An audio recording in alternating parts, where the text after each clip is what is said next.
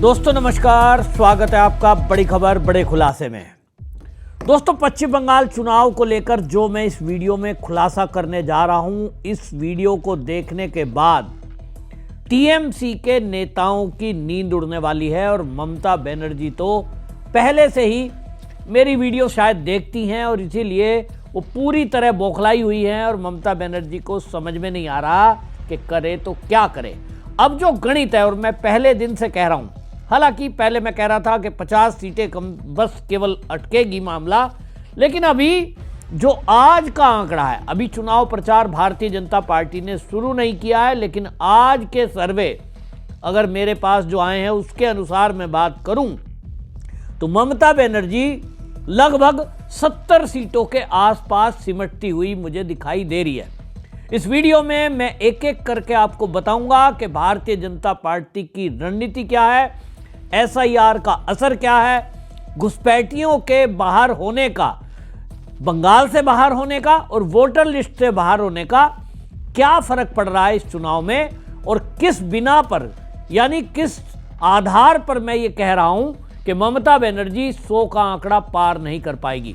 इसके पीछे पूरी एक जो आप कहते हैं कि मेरे पास पूरे डेटा हैं, डेटा के हिसाब से जो हमने सर्वे किया बंगाल में, आज के हिसाब से जो अभी संभावना जताई जा रही है हुमायूं कबीर को लेकर, काफ़ी कुछ उनके ऊपर दरमदार इस बात का है कि मैं जो दावा कर रहा हूं, मैं आपको बता रहा हूं कि हुमायूं कबीर की पार्टी जो उन्होंने कहा है कि एआईएमआईएम के साथ मिलकर के 135 सीटों पर चुनाव लड़ेंगे, अगर ऐसा होता है तो मैं जो कह रहा हूं कि ममता बनर्जी 70 के करीब सीट पर अटक जाएगी, 100 का आंकड़ा पार नहीं कर पाएगी और भारतीय जनता पार्टी की सरकार यहां बनेगी। तो मैं आपको बता दूं कि मैंने जो कहा है किस बेस पर कहा है, पहले आपको बता देता हूं। भारतीय जनता पार्टी ने रणनीति तैयार की है कि ऐसी सीटें जो 3 बार जिस पर उन्होंने जीत हासिल की है या बढ़त हासिल की है, 55 सीटें ऐसी हैं। 2 बार जिन पर जीत हासिल की है, बढ़त हासिल की है, वो 38 सीटें हैं, और 1 बार जीती हुई सीटें ये हैं 53, और ये कुल मिला दें तो 146 हो जाता है। और आपको बता दें कि बंगाल में कुल विधानसभा की जो सीटें हैं वो 294 है, जिसमें जो जादुई आंकड़ा कहते हैं, वो जादुई आंकड़ा यानी जो वहां पर सरकार बनाने के लिए चाहिए, वो सरकार बनाने के लिए जो आंकड़ा चाहिए वो 140 है। और ये देखा जा रहा है कि 140 अगर होता है तो वो कैसे होगा। 146 सीटें जो मैंने बताया, 144 का आंकड़ा ध्यान में रखते हुए भारतीय जनता पार्टी काम कर रही है।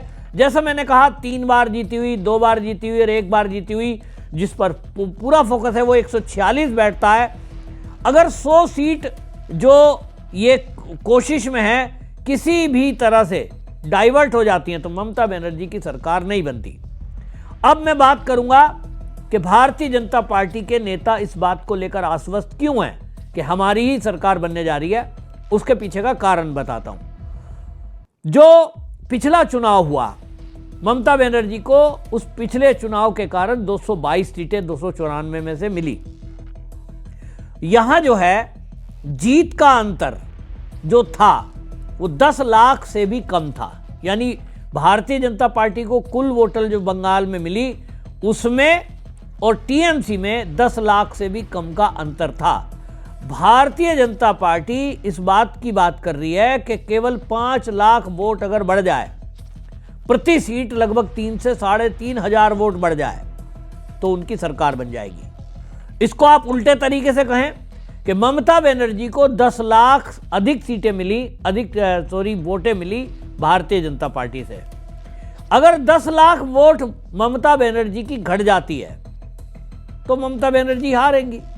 अभी मैं बताता हूं एसआईआर। ममता बनर्जी जिस एसआईआर को लेकर परेशान है, बार बार सुप्रीम कोर्ट जा रही हैं, कभी महुआ मोइत्रा जाती हैं कई बड़े वकील को लेकर, कई ममता बनर्जी वकील भेजती है और अब तो खुद ही पहुंच गई। लेकिन एसआईआर है कि रुकने का नाम नहीं ले रही, क्योंकि भारतीय जनता पार्टी अच्छे से जानती है कि घुसपैठियों का बड़ा वोट वहां वोटर लिस्ट में शामिल है। अब वोटर लिस्ट में अभी तक के जो आंकड़े आए हैं, मैं उसको अगर राउंड फिगर में मान लूं कि भाई अभी तक ये बताया जा रहा है कि 58 लाख ऐसी वोट हैं जो इसमें से डिलीट होंगी, क्योंकि उनको नोटिस दिए गए हैं। अभी तक नोटिस का कोई जवाब चुनाव आयोग के पास नहीं आया है। ये 58 लाख वोट अगर कटती है तो आप कैलकुलेटर हाथ में लीजिए, 294 सीटें हैं, इनमें अगर 58 लाख वोट कटी तो डिवाइड कर दीजिए, 19,000 वोट हर सीट पर कटने जा रही है। और जैसा मैंने कहा कि हर सीट पर 19,000 और जीत के अंतर के हिसाब से अगर आप देखिए तो वो भारतीय जनता पार्टी को 3,500 के करीब का अंतर चाहिए। यानी बिल्कुल साफ साफ दिखाई दे रहा है कि जैसा मैंने कहा जीत का अंतर 10 लाख से कम था और यहां वोट कट रही है 58 लाख। अगर ये फिगर यही रहता है 58 लाख, मान लीजिए इसमें कुछ ऐड भी होती है, तो कुल मिलाकर तो 10 लाख से तो ज्यादा ही होने वाली है। अभी मैं भारतीय जनता पार्टी की बात करूं तो भारतीय जनता पार्टी 244 पर पूरा फोकस कर रही है और 244 सीटों पर फोकस करने का उसका जो क्राइटेरिया है, जैसा मैंने कहा 3 बार की जीती हुई, 2 बार की जीती हुई, 1 बार की जीती हुई, ये हो जाती है 146 सीटें और 100 ऐसी सीटों पर वो फोकस कर रही है जहां वो अन्य कैंडिडेट के सहारे त्रिकोणीय मुकाबला यदि होगा तो भारतीय जनता पार्टी जीत सकती है।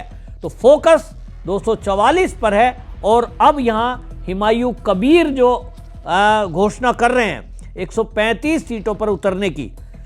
80 सीटें बंगाल में ऐसी हैं जहां मुस्लिम बहुल हैं, वहां मुस्लिम कैंडिडेट ही निश्चित रूप से हुमायूं कबीर की पार्टी की तरफ से उतारा जाएगा।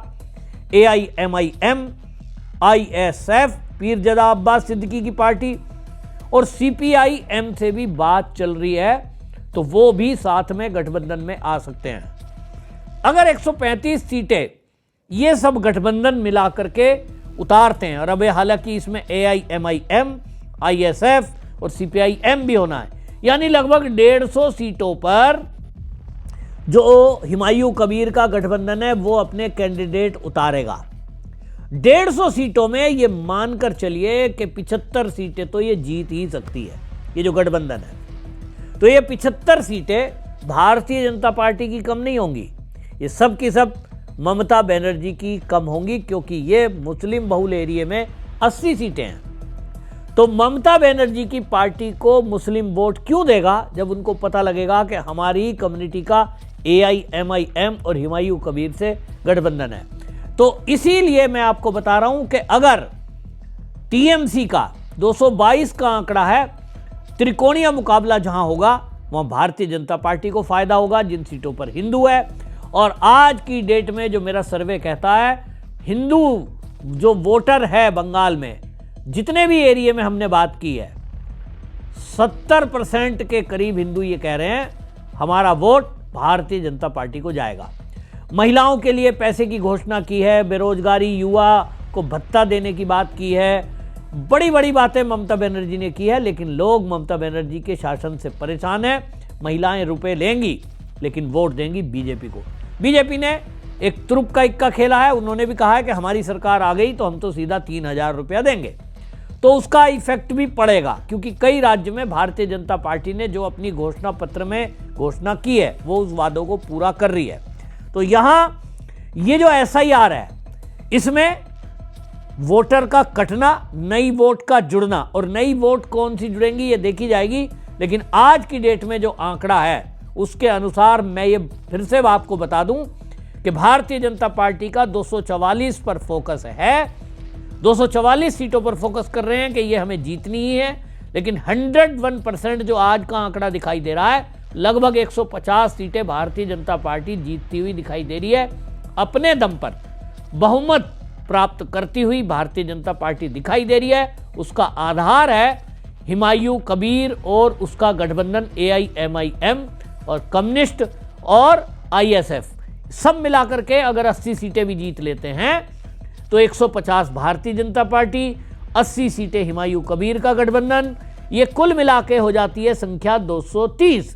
और 230 संख्या अगर हो जाती है तो बंगाल में कुल टोटल हैं 294, और इसमें से अगर आप 230 घटा देंगे तो ये कुल 64 सीट बचती हुई दिखाई दे रही हैं, यानी 64 सीट ये बचेंगी ममता बनर्जी के खाते में।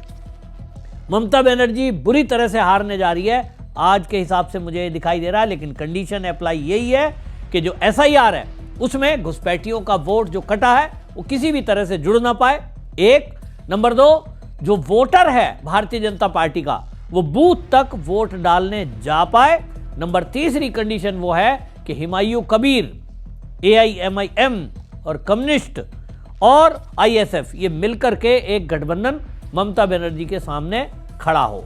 तो आपकी क्या राय है? क्या आप समझते हैं कि जो मैंने आपके सामने आंकड़े रखे हैं सही हैं? तो निश्चित रूप से वीडियो इतना शेयर करिए कि हर TMC वाले के मोबाइल तक ये पहुंच जाए, ताकि उनकी नींद गड़बड़ाए और उनको पता लगे जमीनी हकीकत क्या है। वंदे मातरम।